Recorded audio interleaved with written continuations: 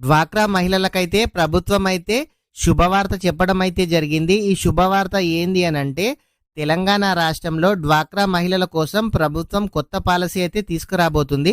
ఇప్పటి వరకు సభ్యులు మాత్రమే ఇన్సూరెన్స్ ఉండేది. అంటే ఎవరైనా సరే మహిళా సంఘంలో ఉన్న వాళ్లకు క్యాండిడేట్కు మాత్రమే ఇన్సూరెన్స్ అయితే ఉండేది.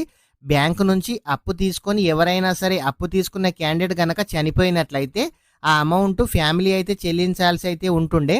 కానీ ఇక నుంచి మహిళా సంఘాలలో రుణం తీసుకొని ఎవరైనా సరే చనిపోయినట్లయితే ప్రభుత్వమే ఈ అమౌంట్ను అయితే పే చేస్తారు. ఇంకా ఈ స్కీమ్ అయితే త్వరలో స్టార్ట్ కాబోతుంది.